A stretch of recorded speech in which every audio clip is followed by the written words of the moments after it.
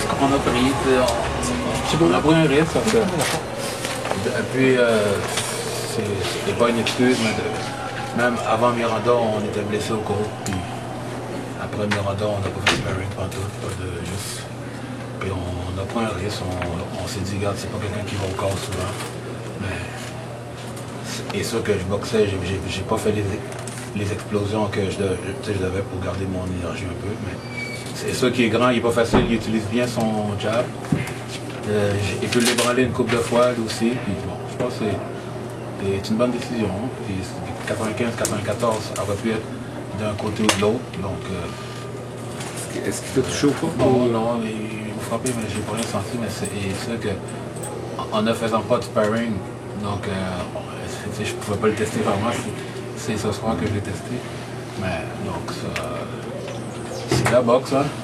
C'est la première fois que tu affrontais un gars aussi grand que nous les bras? J'ai affronté des grands, mais lui était vraiment grand. Il lançait beaucoup son jab.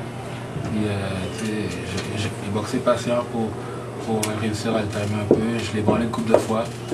Mais je pense qu'il manquait l'explosion pour continuer. Le manque de sparring, il est pour beaucoup, je pense aussi.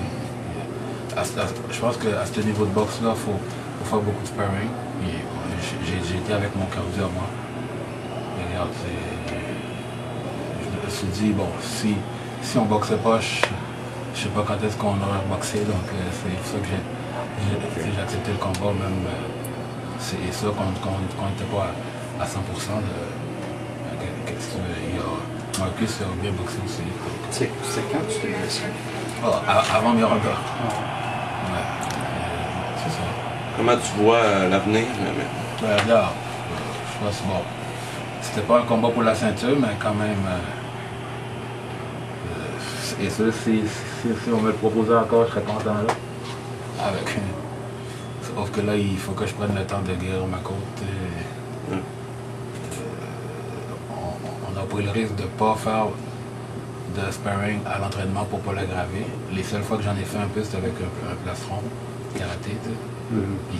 Et ça, comme là, chaque fois qu'elle allait au corps, j'étais un petit peu nerveux. Bon, c'est ça qui arrive. Je pense que le mérite revient à Marcus, il a très bien boxé. La décision est correcte selon toi? Oui, 95-94, les deux, le troisième, c'était combien? Oui, ça, c'est des bons scores, et étant donné qu'ils m'ont compté une fois, donc... Avec le recul, je sais que c'est facile à dire par la suite, mais... c'est le compte qui a changé. Mais avec le recul, ça aurait été mieux de passer le combat, attendre de guérir plus. On connaît jamais le futur, parce que regarde, s'il avait gagné... C'est un gamble. C'est ça, parce que tu n'avais pas grand-chose à gagner. On a réfléchi, mon coin, mes offres de coin, puis on a dit, bon, c'est quand le prochain, on ne sait pas. On doit savoir encore. Bouté va boxer en Roumanie, puis nous autres, ça fait un an même. Miranda, ça fait un an qu'on n'avait pas boxé. Là, donc, en sortant de Miranda, tout de suite, j'avais demandé de boxer à Québec, mais on m'avait confirmé que non. Donc, moi, j'avais pris ça relax, puis quand on m'a appelé il y a un mois, j'ai dit, bon, OK. On n'était pas prêts. Même, j'avais pas encore dit oui. C'est court aussi, un mois. J'avais pas encore dit oui, je réfléchissais pour les côtes. Pour ça, j'ai dit, bon, j'ai regardé son combat, il est grand, il allait pas encore souvent, puis on a dit, bon, regarde, on va y aller. Puis regarde, je dis pas qu'on a pris la mauvaise décision, parce que Marcus a quand même bien boxé. Puis regarde, c'est la vie. On va toutes les gagner. Fait que le prochain, c'est la convalescence? Et ça que je suis déçu, parce que moi, je sais que c'est pas le meilleur gars que j'ai affronté, tu sais. Il n'a pas affronté le meilleur Renan non plus, je le sais, ça. Bon, ben, qu'est-ce que tu veux? Et je pense que c'est à moi qui revient la faute. J'ai pris un risque d'accepter le combat, puis regarde, j'ai pas d'excuse. Mais il n'est pas question de...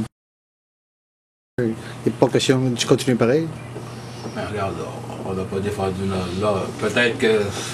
Il y en a qui vont dire, bon, il n'est pas si dangereux que ça.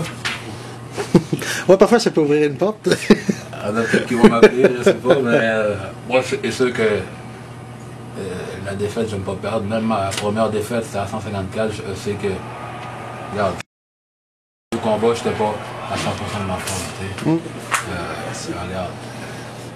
En temps normal, j'explose, j'avais pas de manquer de jus. Et dans le sparring, que ça fait de ça.